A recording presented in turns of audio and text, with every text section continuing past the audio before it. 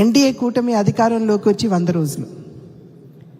ఇందాక సోదరులు పల్లా శ్రీనివాస్ గారు వివరంగా ఈ 100 రోజుల్లో ఏదైతే ప్రజలకి ఎన్నికల సందర్భంలో వాగ్దానం చేశాము కూటమిగా, వాటన్నిటినీ నెరవేర్చినటువంటి సందర్భంలో లేదా చాలా వరకు నెరవేర్చే ప్రయత్నం చేస్తున్నటువంటి సందర్భంలో మనం సాధించినటువంటి పనులు, మనం చేసినటువంటి పనులు విస్తృతంగా మనం ప్రజల్లోకి వెళ్ళి తెలియజేయాలి అని చెప్పి వారు మనకి వివరంగా విషయాలన్నీ కూడా చెప్పడం జరిగింది.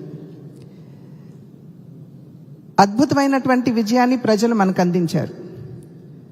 93% స్ట్రైక్ రేటు, 57% ఓటు శాతం.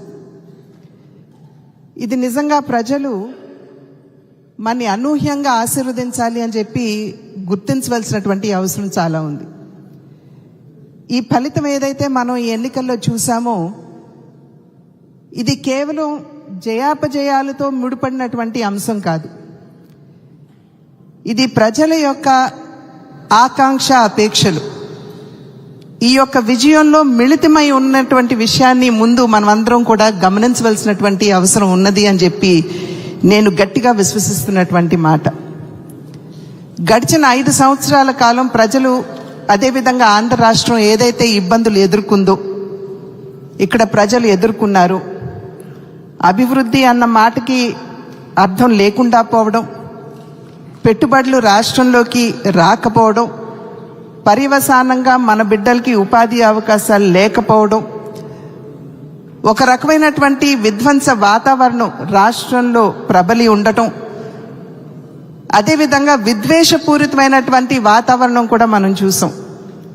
వాక్ స్వాతంత్రం ఎవరికీ లేదు. ఎవరైనా సరే గళం విప్పారంటే ఎస్సీ ఎస్టీ అట్రాసిటీ యాక్ట్ కావచ్చు, లేదా వారిని పిచ్చివారుగా ముద్ర వేసి ఏదో ఒక రకంగా అణిచివేత ధోరణి అవలంబించడం కావచ్చు, అదేవిధంగా మహిళలపై పెరిగిపోయినటువంటి అత్యాచారాలు, నాణ్యత లేనటువంటి మద్యాన్ని ప్రజల చేత తాగించి మహిళల పుస్తెలు తెగిపోయే విధంగా వారి యొక్క ప్రవర్తన, అన్నింటికీ మించి అవినీతి పేట్రేగిపోవడం మాత్రమే కాకుండా రాష్ట్రాన్ని ఆర్థిక ఇబ్బందుల్లోకి నెట్టివేసినటువంటి పరిస్థితి.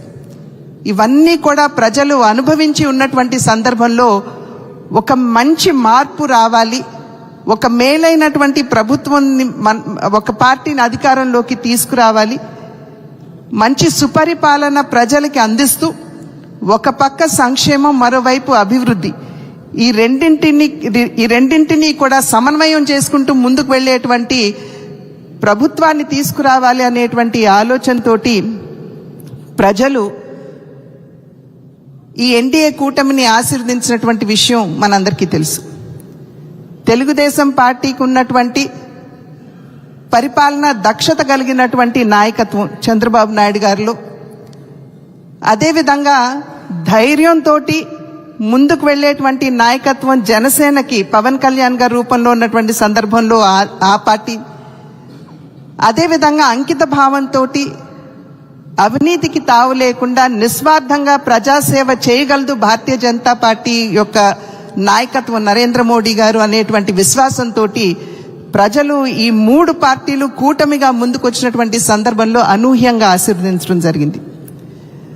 కనుక ఇవాళ మన యొక్క బాధ్యత ఏదైతే ఇంతకు ముందు గత ప్రభుత్వం ఉన్నదో, రాష్ట్రాన్ని ఇబ్బంది పెట్టినటువంటి తీరు, ప్రజల్ని ఇబ్బంది పెట్టినటువంటి తీరు ఒక ప్రజలకి గుర్తు చేస్తూనే, రెండవ పక్కన మనం ప్రజలకి ఏం చేస్తున్నాము అనేటువంటి విషయాన్ని సమర్థవంతంగా మనం తీసుకువెళ్ళినప్పుడే ప్రజలు మనని ఆశీర్వదిస్తారు అని చెప్పి మనం గమనించవలసినటువంటి విషయంగా భావిస్తున్నాను.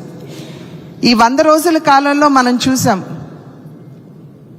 ఇంతవరకు కూడా ఆర్థిక వ్యవస్థని ఏ విధంగా గాడిలో పెట్టాలి అనేటువంటి విషయం మీద చంద్రబాబు నాయుడు గారు దృష్టి సారించినటువంటి విషయం. భారతీయ జనతా పార్టీ తరఫు నుండి సత్య గారు ఆరోగ్య శాఖ మంత్రిగా ఉన్నటువంటి సందర్భంలో వారు నవ్వుతూ మా పార్టీ మీటింగ్లో చెప్పినటువంటి మాట, మా ఆఫీసర్స్ పేపర్స్ పట్టుకుని వస్తే నా దగ్గరికి పలానా చోట్ల డబ్బులున్నాయండి, ఇవి మనం కట్టొచ్చు అని చెప్తారేమో అని చెప్పి నేను అనేక సందర్భాల్లో నమ్ముతాను. కానీ వారు నా ముందుకొచ్చి కూర్చున్న వెంటనే ఇక్కడ మనం అవుట్ స్టాండింగ్ ఉన్నాం, అక్కడ మనం అప్పులు చేశామని చెప్పి చెప్పడం తప్పించి ఎక్కడా కూడా మనం ఆర్థికంగా పరిపుష్టిగా ఉన్నాం అనేటువంటి విషయం ఎవరి దగ్గర నుండి కూడా మాకు వినపడటం లేదు అనేటువంటి విషయాన్ని వారు అనేక సందర్భాల్లో చెప్పారు. ఇవాళ కూడా మనం చూసాం, ముఖ్యమంత్రి గారు స్వయంగా చెప్పినటువంటి విషయం, ఏ విధంగా డిజాస్టర్కి అని చెప్పి కేంద్రం ఇచ్చినటువంటి నిధులు ఉన్నాయో వాటిని సైతం కూడా దారి మళ్లించినటువంటి పరిస్థితి ఇంతకుముందు రాష్ట్రంలో ఉన్నటువంటి విషయం ఇవాళ కూడా మనం మీడియాలో చూసాం. అయితే ఇవాళ పరిపాలనా దక్షత కలిగినటువంటి నాయకత్వం ఎన్డీఏ కూటమికి ఉంది. తప్పకుండా రాష్ట్రాన్ని గాడిలో పెట్టగలదు అనేటువంటి విశ్వాసం ప్రజల్లో ఉంది. అదేవిధంగా కేంద్రం కూడా ఇవాళ అన్ని విధాల రాష్ట్రాన్ని సహకరించడానికి ముందుకు వస్తున్నారు. పోలవరానికి సంబంధించి 12,500 కోట్లు ఇచ్చిన, అదేవిధంగా అమరావతి నిర్మాణానికి కట్టుబడి 15,000 కోట్లు ఇప్పించడానికి ముందుకు వచ్చిన, రైల్వే జోన్ విషయం కావచ్చు, అదేవిధంగా విశాఖ స్టీల్ ప్లాంట్ కావచ్చు, ఈ విషయాలన్నింటి మీద కూడా దృష్టి పెడుతూ ఏదైతే రాష్ట్ర నాయకత్వం అపేక్షిస్తుందో దానికి అనుగుణంగా సంపూర్ణమైనటువంటి సహకారాన్ని అందించడానికి కేంద్ర ప్రభుత్వం కూడా సన్నద్ధంగా ఉన్నది. కనుక ఈ విషయాలన్నింటినీ కూడా మనం ప్రజలకి సమర్థవంతంగా మనం తీసుకెళ్లి చెప్పగలిగినప్పుడే ఒక పక్క మనకి సోషల్ మీడియా మాధ్యమంగా కావచ్చు, రెండవ పక్క మనకి మీడియా మాధ్యమంగా కావచ్చు, కానీ అన్నింటికంటే మిన్నగా కార్యకర్తల మాధ్యమంగా మనం ప్రజల వద్దకు వెళ్లి విషయాలన్నీ తెలియజేసినప్పుడు ఖచ్చితంగా ప్రజలు అర్థం చేసుకుని రాబోయే కాలంలో కూడా మన పక్కన నిలబడతారు అనేటువంటి విశ్వాసం నాకు గట్టిగా ఉన్నది.